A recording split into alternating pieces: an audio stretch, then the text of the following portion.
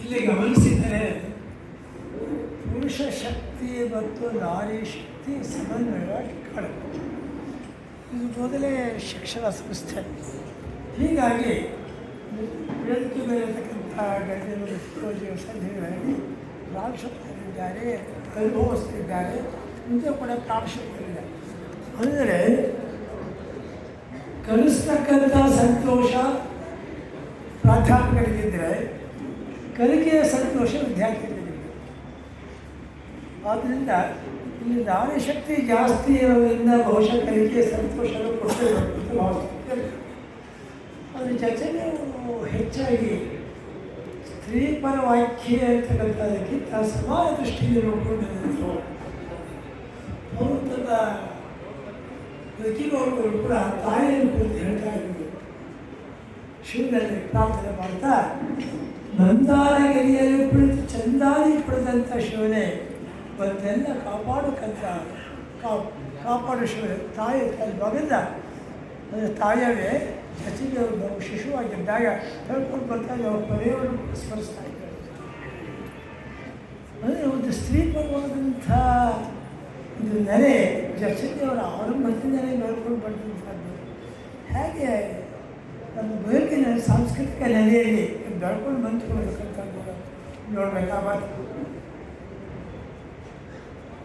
ಇದು ಸಾಮಾನ್ಯವಾಗಿ 5ನೇ ತಾರೀಕು ನವೆಂಬರ್ನಲ್ಲಿ ನಾವು ಕನ್ನಡ ಸಾಹಿತ್ಯ ಪರಿಷತ್ತಿನಲ್ಲಿ ಗತಿ ಉಪನ್ಯಾಸ ವ್ಯವಸ್ಥೆ ಮಾಡಿ ಅದು ಅನಿವಾರ್ಯ ಕಾರ್ಯಗಳು ನಡೆದೇ ಇರೋದ್ರಿಂದ ಪೂಜೆ ಜಗತ್ತುಗಳಲ್ಲಿ ಅಭಿನಂದಿಸಿಕೊಳ್ಳಲಾಗಿ ಇನ್ನೂ ನಡೆದಿದ್ದು ಸಂತೋಷ ಪಡ್ತೀವಿ.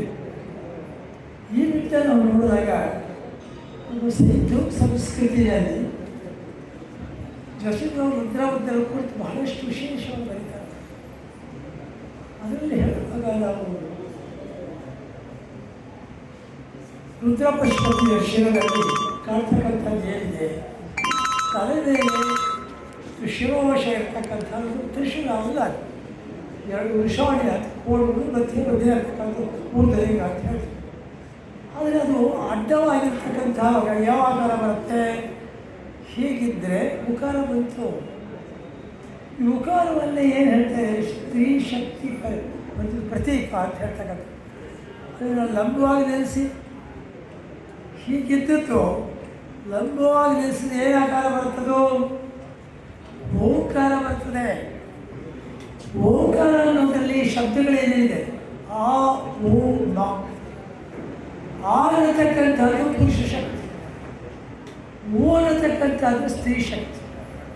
ಇವೆರಡರ ಸಮನ್ವಯ ಏನಿದೆ ಮಕಾರದಲ್ಲಿ ಬರೆಯುತ್ತೆ. ಇದು ಜಚನೆಯವರು ಇದು ಬರ್ತದೆ. ಹಾಗಾಗಿ ಓಂಕಾರದಲ್ಲಿ ನಾರಿ ಶಕ್ತಿ ಪುರುಷ ಶಕ್ತಿ ಎರಡೂ ಸಮನ್ವಯ ಇರೋದ್ರಿಂದ ನಾವು ಸಮನ್ವಯ ದೃಷ್ಟಿಯಿಂದ ಬದುಕನ್ನು ಅನುಭವಿಸ್ತೀವಿ ಅಂತಕ್ಕಂಥ ಯೋಚನೆ. ಇನ್ನೊಂದು ವಿಷಯ ನಾವು ಗಮನಿಸಬೇಕು, ಅವರು ಕನ್ನಡದ ಬಗ್ಗೆ ಎಷ್ಟು ಮಟ್ಟಿಗೆ ಹೇಳ್ತಾರೆ. ಈ ಬ್ರಾಹ್ಮಿ ಭಾಷೆ ಅಂತಕ್ಕಂಥ ಬೆಲೂಚಿಸ್ತಾನ್ ಬರ್ತದೆ. ಅದರಲ್ಲಿ ಕನ್ನಡ ಮತ್ತು ಗೊಂಡಿ ಭಾಷೆ, ಗೊಂಡಿ ಶಬ್ದಗಳಿತ್ತು ಅಂತ ಮಾದರಿ ಹೇಳಾಡ್ತಾರೆ. ನೀವು ಹರಪ್ಪ ಸಂಸ್ಕೃತಿ ಅಂತೀರಿ, ಸೈತವ ಸಂಸ್ಕೃತಿ ಇಲ್ಲ. ಅದನ್ನು ಬಿಡಿಸಿ ಹರ ಪ್ಲಸ್ ಅಪ್ಪ, ಹರ ನೀವು ಸಂಸ್ಕೃತಿ ಅಂತ ಹೇಳ್ಬೋದು. ಅದರ ಅಪ್ಪ ಯಾವ ಶಬ್ದ ಸಂಸ್ಕೃತದಲ್ಲಿಲ್ಲ, ಕನ್ನಡ ಶಬ್ದ. ಅಂದರೆ ಸಿಂಧೂ ಸಂಸ್ಕೃತಿಯ ನೆಲೆಯಲ್ಲಿ ನಾವು ಹರಪ್ಪ ಅನ್ನುವಾಗ ಕನ್ನಡದ ಸ್ಥಳನಾಮವನ್ನು ಹರಪ್ಪ ಕೊಡ್ತಾ ನಮಗೆ ಯೋಚನೆ ಮಾಡಿ. ಇದು ನಮ್ಮ ಶರಣರು ಕೂಡ ಗಮನಿಸಲ್ಲ, ಜಚನೆಯವರು ಕೂಡ ಏನೇನು ಹೇಳ್ಕೊಡ್ತಾರೆ. ಅಕ್ಕಮಹಾದೇವಿ ಅನುಭವ ಮಂಡಲಕ್ಕೆ ಬಂದಾಗ ಅಲ್ಮಪ್ಪ ಹೇಳ್ತಾರೆ, ನಿನ್ನ ಪತಿಯ ಪೂರ್ವ ಹೇಳಿದ ಕೊಳ್ಳಿರುತ್ತಾರೆ ತೊಡಗುತ್ತಾರೆ ಅಂತ ಅವಳು ಹೇಳ್ತಾರೆ. ಹರನೇ ಗಂಡನಾಗುವುದು ಅನಂತ ಕಾಲ ತಪ್ಪಿಸಿದ್ದೆ ನೋಡ ಹೇಳ್ಕೊಡ್ಬೇಕು. ಆಗ ಅನಂತ ಅಧ್ಯಾತ್ಮಿಕರು ಪುರುಷ ಶಕ್ತಿ ಹೇಳುತ್ತೆ, ನಿನ್ನ ಶ್ರೀಪಾದಕ್ಕೆ ನಮಸ್ಕಾರ ಆಗುತ್ತೆ. ಅಲ್ಲಮ್ಮ ಪ್ರಭು ಅಕ್ಕಮಹಾದೇವ ಪಾದಕ್ಕೆ ಮಾತಾಡ್ತಕ್ಕಂಥ.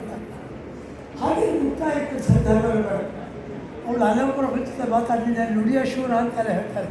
ಅವಳು ವಾದಗಳನ್ನು ಕೇಳಿದ್ರೆ ಅದನ್ನು ಹೇಳ್ತಾರೆ, ಸದಾ ನಿನ್ನ ಶ್ರೀಪಾದಕ್ಕೆ ನಮಸ್ಕಾರ ಅಂತ ಹೇಳಿ. ಅಂದರೆ ನಮ್ಮ ಪ್ರಾಚೀನ ಪರಂಪರೆಯಿಂದಲೂ ಕೂಡ ಸ್ತ್ರೀ ಶಕ್ತಿಗೆ ನಾವು ಕೊಟ್ಟಂಥ ಇದು ಗೌರವ ಇದೆ.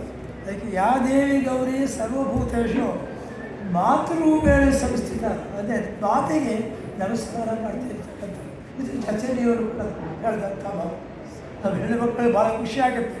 ನಮ್ಮ ಹೆಣ್ಣು ಮಕ್ಕಳು ಇಷ್ಟು ಮಟ್ಟಿಗೆ ಮಾತೃದೇವತ ಇರುತ್ತೆ. ಅದರಿಂದ ಚಚರಿಯರು ಕೂಡ ಇದನ್ನು ಈ ಸಂದರ್ಭದಲ್ಲಿ ಅಥವಾ ತಾಯಿಯ ಮೂಲಕ ಹಾಗಾಗಿ ಜಚರಿಯವರು ಶಿವಾಚಾರ್ಯರ ಸಮಾಜವನ್ನು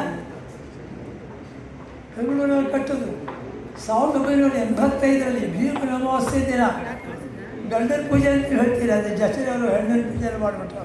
ಶಿವಾಚಾರ್ಯರ ಸಮಾಜವನ್ನು ನಿರ್ಮಾಣ ಮಾಡಿ ನಾವು ಜಚರಿಯವರ ಬದುಕಿನಲ್ಲಿ ನಾವು ಕಾಣ್ತಕ್ಕಂಥ ಸಂದರ್ಭ.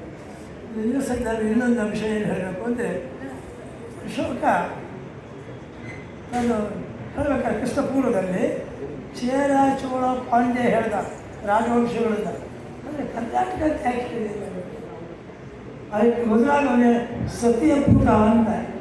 ಯಾಕೆ ಸತ್ಯಪುಟ ಅಂತ ಹೇಳ್ತಾವೆ ಅದನ್ನು ಯೋಚನೆ ಮಾಡಿ. ಸತ್ಯಪುಟ ಗಂಡಸ್ಪುಟ ಅಂತ ಹೇಳಿಲ್ಲ. ಸತ್ಯಪುಟ ಎಲ್ಲಿ ತಾಯಿ ಕಟ್ಟಿನ ಸಮಾಜ ರಚನೆ ಇತ್ತೋ, ಮಾತೃ ಪ್ರಧಾನ ವ್ಯವಸ್ಥೆ ಇತ್ತು, ಅದು ಸತ್ಯಪುಟ ಅಂತ ಕರ್ನಾಟಕ ಕರೆದವ. ಅದು ಆ ಕಾಲಕ್ಕೆ ಏನು ಮಾಡಾಗಾಯ್ತು, ಅವರು ಕರ್ನಾಟಕ ಏಕೀಕರಣದ ಮೂಲಭೂತ ಸೂಚನೆಯನ್ನು ಕೊಟ್ಟ ಅಶೋಕ. ಅಂದರೆ ಈ ಸತ್ಯಪುತ್ರರು ನೆಲೆಗೆ ಯಾವುದಿತ್ತು? ಕೊಡಗು, ಚಾಮರಾಜನಗರ ಪ್ರದೇಶ ಮತ್ತು ಕನ್ನಡ ಕೊಂಕಣ ಮತ್ತು ತಮಿಳುನಾಡಿನಲ್ಲಿ ಇದಿಷ್ಟು ಕೂಡ ಇದರಿಂದ ಅದರಲ್ಲಿ ಕೊಂಗು ದೇಶ ಅಂದು ಒಂಗಲು ಬಂತಕ್ಕಂಥ ವಿಶ್ವ ಬೆಳೆದಂಥ ಜಾಗ ಆಗಿಲ್ಲ. ಅದು ಕೊಂಗು ದೇಶ, ಅದು ಕೇವಲ ತಮಿಳುನಾಡು ಅಲ್ಲ. ಅದರಿಂದ ನಾವು ಯೋಚನೆ ಮಾಡಬೇಕಾದ್ದು, ಈ ನಿಸರ್ಗವಾಗಿ ನಿಷ್ಪತ್ತಿಯಿಂದ ಯೋಚನೆ ಮಾಡಿದಾಗ ಈ ಕೊಂಗುವನ್ನು ಹೇಳಿದಾಗ ಸತ್ಯಪುಟ ಈ ಅಶೋಕ ಅದೇನು ಕನ್ನಡ ಮಾತಾಡ್ತಕ್ಕಂಥ ತಾಯಿ ಕಟ್ಟಡ ಸಮಾಜ ರಚನೆ ಅಂತಕ್ಕಂಥ ಒಗ್ಗೂಡಿಸ್ತಾ. ಅಂದರೆ ಕರ್ನಾಟಕ ಏಕೀಕರಣದ ಒಂದು ಸೂಕ್ಷ್ಮ ನೆಲೆ ಅಶೋಕನ ಕಾಲಕ್ಕೆ ಅನುಭವ ಅಂತ ಯೋಚನೆ ಮಾಡಬೇಕು. ಅದಾದಮೇಲೆ ನಮಗೆ ಯಾವ್ಯಾವ ಪ್ರಭಾವ ಇರುತ್ತೆ, ಮುಂದೆ ಶಾತವಾಹನ ಬರುತ್ತೆ. ಅವರೇನು ಹೇಳ್ತಾ ಇರ್ತಾರೆ, ಗಂಡಸಾದರೂ ಕೂಡ ಬರ್ತಾ ಇದೆ. ವಾಸಿಟಿ ಪುತ್ರ ತಾಯಿ ಮಗ ಅವರು, ಗೌತಮಿ ಪುತ್ರ ತಾಯಿ ತಂದೆ ಅಂತ ಹೇಳಬಹುದು. ಅಂದರೆ ಈ ಪ್ರಭಾವ ಅಶೋಕ ಸೂಕ್ತ ಪ್ರಭಾವ ರಾಘವಂಶ ಶಾತವಾಹನ. ಹೀಗಾಗಿ ಈ ನೆಲೆಗೆ ಬಂದರಿಂದ ಕರ್ನಾಟಕ ಏಕೀಕರಣಕ್ಕೆ ಮೂಲ ಸೂತ್ರ ಅದು ಹಾಗೆಯೇ ಬೆಳ್ಕೊಂಡು ಅದು ಕರ್ನಾಟಕದ ಆಲೂರು ವೆಂಕಟ ಅದ್ಭುತ ಬೆಳ್ಕೊಂಡು ಹೋಗೋದು. ಮತ್ತು ನಾವು ಜೊತೆಯವರು ನಾನು ಜಿಲ್ಲಾ ಕಾರ್ಯದರ್ಶಿ ಆಗಿದ್ದ ಸ್ಥಳದಲ್ಲಿ ಆಲಯ ಕಾರ್ಯಕ್ರಮ ಸಾಹಿತ್ಯಗಳೇ ಅವರೇ ಕಲೆ ಕೊಟ್ಟಂಥದ್ದು ಎಷ್ಟು ಮಟ್ಟಿಗೆ ಇತ್ತು ಅಂತಂದರೆ, ನೀವೆಲ್ಲ ಹಿರಿಕೇಶಿಗಳಾಗಬೇಡಿ ಪುರಿಕೇಶಿಗಳಾಗಿ ಎಷ್ಟು ಮಟ್ಟಿಗೆ ಅವರು ಧೈರ್ಯ ತುಂಬತಕ್ಕಂಥ ಸಂದರ್ಭಗಳನ್ನು ಅವರು ಹೇಳ್ತಾರೆ ಅಂತ. ಮತ್ತು ರಾಮನಗರದಲ್ಲಿ ವಚನದಾಸ ಸಾಹಿತ್ಯ ಸಮ್ಮೇಳನ ಮಾಡಿ ಆ ಸಂದರ್ಭದಲ್ಲೂ ಕೂಡ ಈ ವಚನಗಳ ಸಂದರ್ಭಗಳು ಅತ್ಯಂತ ಸೂಕ್ಷ್ಮವಾಗಿ ಹೇಳ್ತಾರೆ. ಆ ವಚನಗಳು ಕೊಟ್ಟು ಭಾಷೆ ಅಂತಕ್ಕಂಥದ್ದು ಬಸವನ ಅತ್ಯಂತ ಸುಂದರವಾದ ವಸಂತ ಅಭಿಷೇಕ ಕೊಡ್ತಾರೆ. ವಚನ ಅಂದರೆ ಮೊದಲು ಅನುಭವ, ಮೊದಲೇ ಜಗದ ಅನುಭವ ಹೇಳ್ತೇವೆ. ಜಗದಗಲ ನೀರಗಲ, ಅಂದರೆ ಜಗತ್ತು ಭಾಳ ವಿಶಾಲವಾಗಿದೆ, ಅಗಲವಾಗಿದೆ. ಇದು ಅನುಭವ. ಅವರು ಪಾತಾಳ, ನಿಮ್ಮ ಶ್ರೀಪಾದ ಪಾತಾಳ ಅದಕ್ಕೆ ಆಗಲೇ ಇದೆ. ನಿಮ್ಮ ಶ್ರೀಗೂ ಕೂಡ ಆಕಾಶದ ಅನುಭವದ ನೆಲೆಗಳು.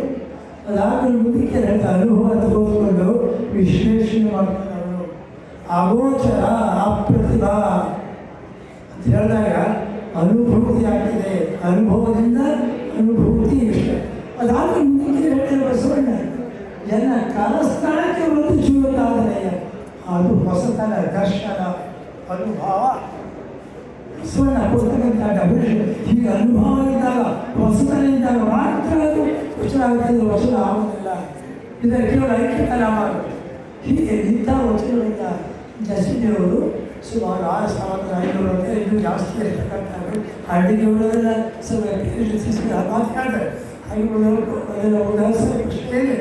ಅದರಲ್ಲಿ ಹೆಚ್ಚಿನ ವಚನಗಳು ಮಾಡೋದು. ಹೀಗೆ ಹೊಸ ದರ್ಶನ ಕೊಟ್ಟಾಗ ಮಾತ್ರ ಅದು ವಚನದಾರಗಳು ಕೊಡೋದು. ಅದಕ್ಕೆ ಅಕ್ಕ ಮಹಾದೇವಿಯಾಗಿ ಇವರೇ ಹೇಳ್ತಾರೆ, ಕ್ಷಣವೊಂದಿನ ಸ್ಮಾರಕ ಹೀಗಾಗಿ ಇಂಗ್ಲೀಷಲ್ಲಿ ಬರೆದ ಪೈಡ್ಸ್ ವಾಲ್ಯೂಟ್ ಅದಕ್ಕೆ ಹೋಗ್ಬೇಕಾಗಿ ವಚನ ಕೂಡ ಹೇಳಿದಾಗ ಕೆಲವೊಂದು ಅವ್ರಿಗೆ ಇರುತ್ತೆ, ಅನುಭವ ಇರುತ್ತೆ, ಆ ಅನುಭವ ಇಟ್ಕೊಳ್ಳೋದು. ಹೀಗೆ ರಚನೆಯವರು ಅವರ ನೆಲೆ ಭಾರಿ ಶಕ್ತಿ ಇರುತ್ತೆ, ಪುರುಷಕ್ಕೆ ಸಮನ್ವಯ ಮಾಡಿ. ಅದಕ್ಕೆ ಓಂಕಾರದಲ್ಲಿ ಹೇಳ್ತಕ್ಕಂಥ ಮಾತು ಅಂದರೆ ಉಕಾರ ನಾರಿ ಶಕ್ತಿ, ಅಕಾರ ಶಿವಶಕ್ತಿ. ಶಿವ ಮತ್ತು ಅದು ನಾರಿ ಶಕ್ತಿ ಮಾಡಿದಾಗ ಬಕಾರದಲ್ಲಿ ಎರಡ ಅನ್ವಯವಾಗ್ತದೆ. ಅದರಿಂದ ನಾವು ಈ ಓಂಕಾರದ ನೆಲೆಯಲ್ಲಿ ನಾವು ಯಾವತ್ತೂ ಕೂಡ ಈ ನೆಲೆ ನಾವು ಯೋಚನೆ ಮಾಡ್ತಾ ಪೀಡಿತ ನೆಲೆಯಲ್ಲಿ ಯೋಚನೆ ಮಾಡೋದು ಕೂಡ ಇದು ಹಾಸನದಲ್ಲಿ ಕಂಡುಬರ್ತಕ್ಕಂಥ ಒಂದು ಶಾಸನ ಏನು ಬರುತ್ತೆ, ದೇವ 11ನೇ ಶತಮಾನದ್ದು ದೇವರ ಕಾಶಿವಯ್ಯ ತನ್ನ ಗಡಗಿಗಳ ಶ್ರೀರಾಚಾರ ಸಂಪ್ರದಾಯ ಸ್ಪಷ್ಟವಾಗಿ ಹೇಳ್ಕೊಬರ್ತಾರೆ. ಅದರಿಂದ ಅದು ತವನದಿ ಇರ್ತಕ್ಕಂಥ, ಈಗ ತವನದಿ ತವನದಿ ಇರ್ತಕ್ಕಂಥ ಅವನು ಸಂಪಟ್ಟಂತೆ ತವನಿಧಿ ಈ ವಿಷಯಗಳಲ್ಲಿ ನಾವು ಗಮನಿಸಬೇಕು. ಇಲ್ಲೊಂದು ಶಾಸ್ತ್ರ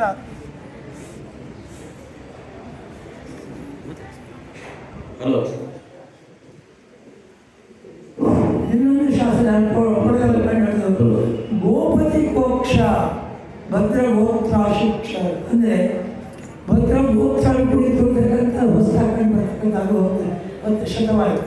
ಈ ಗೋತ್ರ ಅಂತಕ್ಕಂಥ ಶಬ್ದ ವೀರಭದ್ರಕ್ಕೆ ಸಂಬಂಧಪಟ್ಟದ್ದು. ಜಸರು ಚಿಗುರುಕ ಚರಿತ್ರದಲ್ಲಿ ರುದ್ರಪುತ್ರ ಕುರಿತು ವಿಚಾರ ಮಾಡ್ತಾರೆ. ಈಗ ಗೋತ್ರ ಅಂತಂದರೆ ಕಾವ ಕೃಷ್ಟಿ ಅಂತ ಗೋಷ್ಠ ಎಲ್ಲಿ ಗೋರಕ್ಷಣೆ ಮಾಡ್ತಾರೋ ಅದು ಗೋಷ್ಠಿ. ಸಾಮಾನ್ಯವಾಗಿ ಹಿರಿಯರಾಗ್ತಿತ್ತು ಗೋವುಗಳನ್ನು ಅಪಹರಣ ಮಾಡ್ತಕ್ಕಂಥ ಸಂದರ್ಭದಲ್ಲಿ ಗೋರಕ್ಷಣೆ ಮಾಡ್ತಕ್ಕಂಥ ವೀರಭದ್ರ ಅದನ್ನು ಒಂದು ಗೋತ್ರ ಪುರುಷ ಆಗ್ತಾರೆ. ಆವಾಗ ಅವ್ನು ಜನಪದವಾಗಿ ಯಾರನ್ನ ಮಾಡ್ತಾರೆ, ಪುರುವತರನ್ನ ಸೃಷ್ಟಿ ಮಾಡ್ತಾರೆ. ಪುರುವತರು ಪುರುವನ್ನು ಕಟ್ಟಿರ್ತಕ್ಕಂಥವ್ರು ಗೋವುಗಳ ರಕ್ಷಣೆ ಮಾಡ್ತಕ್ಕಂಥ. ಅದರಿಂದ ಗೋಷ್ಠಿ ಇರ್ತಕ್ಕಂಥ ವೀರಭದ್ರದ ರೂಢಿವಾದಂಥ ಅಂಶಗಳನ್ನು ಹೇಳ್ತಾ ಜಚನೆಯವರು ವೀರಭದ್ರ ಪರಂಪರೆ ಹಾಗೆ ವೀರಭದ್ರ ಪರಂಪರೆ ನಾವು ಗಮನಿಸಿದಾಗ ಎಷ್ಟು ಸಮನ್ವಯ ಆಗುತ್ತೆ ಅಂತ ಗಮನಿಸಬೇಕು. ಬೆಳಗಾವಿ ಜಿಲ್ಲೆಯಲ್ಲಿ 2 ಹೋಗ್ತಿದೆ, ಅಲ್ಲಿ ವೀರ ವೀರ ವೀರ, ಅಲ್ಲಿ ವೀರಭದ್ರ ಪೂರ್ತಿ ರೂಪದಲ್ಲಿಲ್ಲ, ಲಿಂಗ ರೂಪದಲ್ಲಿದ್ದಾನೆ. ವಿಶೇಷ ಅಂದರೆ ಅಲ್ಲಿ ಬೀರಾಣಿದ್ದಾನೆ, ಬೀರಾಣಿ ಅಲ್ಲಿ ನಮಾಜಿಗೆ ಅವಕಾಶ ಇದೆ. ಹಿಂದೂಗಳು ಹೋಗಿ ನಮಾಜ್ ಮಾಡ್ತಾರೆ, ಮುಸ್ಲಿಮರು ವೀರಭದ್ರನ ಪೂಜೆ ಮಾಡ್ತಾರೆ. ಇದನ್ನು ಗಮನಿಸಬೇಕು. ಹಾಗೆ ಚನ್ನಪಟ್ಟಣ ತಾಲೂಕಿನಲ್ಲಿ ಸಂತೆ ಮೋಗನ ಹಳ್ಳಿಯಲ್ಲಿ, ಈ ಸಂತೆ ಮೋಗನ ಹಳ್ಳಿಯಲ್ಲಿ ವೀರಭದ್ರ ಗುಡಿಯನ್ನು ಕಟ್ಟಿಸಿ ನಿರ್ಮಾಣ ಮಾಡಿದಂಥ ಸಹ ಅಪ್ರೋಕ್ಷಗಳು ಅದನ್ನು ಸಿದ್ಧಗಂಗೆಯ ಸ್ವಾಮಿಗಳು ಇನಾಗ್ರೇಷನ್ ಮಾಡ್ತಾರೆ.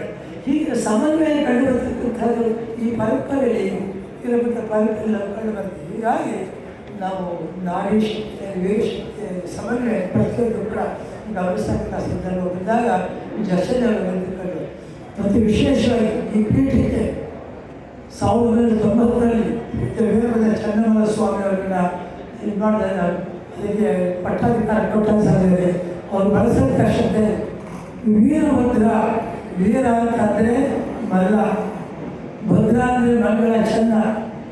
ವೀರಭದ್ರ ಸಂಸ್ಕೃತ ಅದೇ ಕನ್ನಡಕ್ಕೆ ಸಮೀಕರಣ ಮಾಡಿಕೊಂಡು ಚನ್ನವನ ಅಂತ ಶಬ್ದ ಮಾಡಿ ಎರಡೂ ಸೇರಿಸಿ ವೀರಭದ್ರ ಚನ್ನ ಮಲ್ಲ ಸಂಸ್ಕೃತ ಎರಡೂ ಕೂಡ ಸಮನ್ವಯ ಮಾಡಿ ನಮಗೆ ಸಮನ್ವಯ ದೃಷ್ಟಿಯನ್ನು ತೋರಿಸ್ಬಿಟ್ಟು ಹೀಗೆ ಜಸನಿಯವರು ಸ್ತ್ರೀ ಪರಂಪರೆ ಇರಬಹುದು ಮತ್ತು ತತ್ವೋಪಚಾರ ಸಂಘ ಕೂಡ 1962ರಲ್ಲಿ ಬೆಂಗಳೂರು ಆರಂಭ ಮಾಡಿದ್ರು.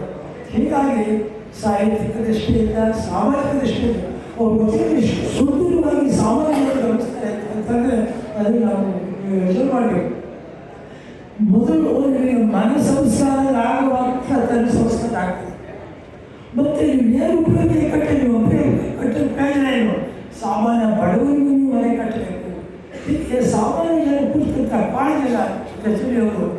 ಹೀಗೆ ಸಾಮಾನ್ಯ ಜನರಿರ್ಬೋದು, ಶ್ರೀಮಂತರಿರ್ಬೋದು, ಸಾಹಿತ್ಯ ಇರ್ಬೋದು ಮತ್ತು ಅಧ್ಯಾತ್ಮ ಇರ್ಬೋದು, ಈ ಎಲ್ಲ ನೆಲೆಗಳು ಕೂಡ ರಚನೆಯವರು ತಮ್ಮದೇ ಆಗ್ತಾ ಕೊಟ್ಟಿರ್ತಕ್ಕಂಥ ಈ ಸಂದರ್ಭದಲ್ಲಿ ನಾವು ಪ್ರತಿ ವರ್ಷವೂ ಕೂಡ 5ನೇ ತಾರೀಕಿಗೆ ಕಾರ್ಯಕ್ರಮ ನಡೀತಾ ಇದೆ. ಪೂಜ್ಯ ವೀರಭದ್ರ ಚನ್ನಮಲ್ಲ ಸ್ವಾಮಿಗಳು ಕೂಡ ಅದನ್ನು ಜಾತಿಗೆ ತಂದು ಮುಂದೆ ಇಡ್ತಿದ್ದಾರೆ. ಹೀಗೆ ಈ ಸಂದರ್ಭದಲ್ಲಿ ನನ್ನ ಮುಂದೆ ನನ್ನ ಭಾವನೆಯನ್ನು ಹಂಚಿಕೊಳ್ಳಲು ಅವಕಾಶ ಮಾಡಿಕೊಟ್ಟಂಥ പിന്നെ സന്നിധികളെ